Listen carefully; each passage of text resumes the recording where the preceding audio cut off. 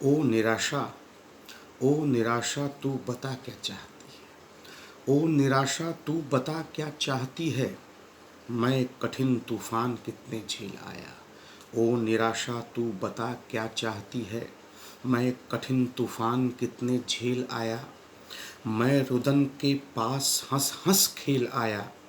मैं रुदन के पास हंस हंस खेल आया। मृत्यु सागर तीर पर पद चिन्ह रखकर, मृत्यु सागर तीर पर पद चिन्ह रखकर मैं अमरता का नया संदेश लाया। ओ निराशा तू बता क्या चाहती है। आज तू किसको डराना चाहती है। आज तू किसको डराना चाहती है। ओ निराशा तू बता क्या चाहती है। शूल यानी कांटे, शूल क्या देखूं चरण जब उठ चुके हैं। शूल क्या देखूं चरण जब उठ चुके हैं। हार कैसी हौसले जब बढ़ चुके हैं। हार कैसी हौसले जब बढ़ चुके हैं। तेज मेरी चाल आंधी क्या करेगी। तेज मेरी चाल आंधी क्या करेगी। आग में मेरे मनोरथ तप चुके हैं। आज तू किससे लिपटना चाहती है। ओ निराशा तू बता क्या चाहती है। चाहता हूँ मैं कि नभ थल को हिला दूँ। चाहता हूँ कि मैं नभ थल को हिला दूँ और रस की धार सब जग को पिला दूँ। चाहता हूँ चाहता हूँ पग प्रलय गीत से मिलाकर। चाहता हूँ पग प्रलय गीत से मिलाकर। आह की आवाज़ पर मैं आग रख दूँ। आज तू किसको जलाना चाहती है। आज तू किसको जलाना चाहती है। ओ निराशा तू बता क्या चाहती है। जी हाँ मित्रों, मैं अतुल मिश्र, आपके संघर्षों का साथी, साहित्य संघर्ष चैनल का संचालक, काफ़ी दिनों के बाद आपके बीच उपस्थित हूँ। इसके लिए खेद है। जीवन की परिस्थितियों से मैं भी कुछ जूझ रहा था और संघर्ष तो निश्चित रूप से जीवन में है। बिना संघर्ष के जीवन का आनंद भी नहीं है। सब कुछ यूं ही सरल और सहज तरीके से चलता रहे तो वो मज़ा भी नहीं है। वही ईसीजी की रेखा अगर सीधी चल रही है तो बताती है कि मरीज़ का अंत हो चुका है। इसलिए झंझावातों से युक्त ज़िंदगी है और आपको निराश हताश नहीं होना है। नीरज ने लिखा है कि छुप छुप कर आंसू बहाने वालों, छुप छुप कर आंसू बहाने वालों, कुछ सब छुप छुप कर आंसू बहाने वालों, मोती लुटाने वालों, कुछ सपनों के मर जाने से, कुछ सपनों के मर जाने से जीवन नहीं मरा करता। जीवन में बहुत संघर्ष है, बहुत लक्ष्य है। हताश और निराश नहीं होना है। निराशा हमारी सबसे बड़ी शत्रु है। निराशा ही हमारी वह आसुरी वृत्ति है जो हमको कमज़ोर करती है, असहाय बनाती है। यह स्वाभाविक है कि जीवन में जब झंझावात, परेशानी, घात प्रतिघात आते हैं, असफलताएं मिलती हैं तो निराशा होनी स्वाभाविक है। लेकिन मित्रों, साथियों, आप अपने अंदर विश्वास का बीज बोए रखिए। वह पेड़, उस पेड़ को पल्लवित और पुष्पित करके रखिए। आप इतिहास इस बात का गवाह है।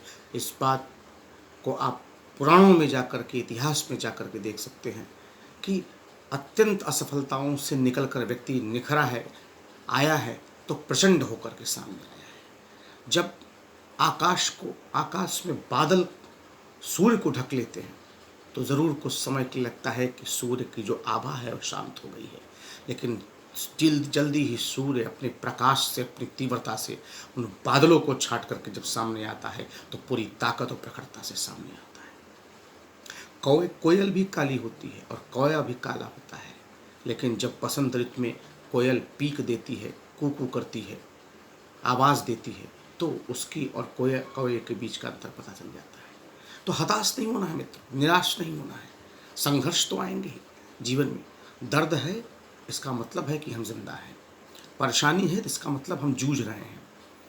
ऐसी स्थिति में अपने विश्वास को बनाए रखिए, अपनी आस्था को बनाए रखिए, अपने आप में विश्वास रखिए। नो दाई सेल्फ हड्डी का ढांचा नहीं है, हम परमात्मा के अंश हैं। हम सामान्य नहीं हैं, असामान्य हैं। अपनी ताकत को पहचान कर, ऊर्जा को पहचान कर और उन कमज़ोरियों को पहचानिए। अगर जीवन में कहीं कुछ हताशा, निराशा लगी है तो उन कमज़ोरियों को दूर करके आगे बढ़ने का काम करें। विश्वास मानिए, मंजिल आपको मिलेगी। हारने से, थकने से, बैठने से नहीं कुछ होने वाला है।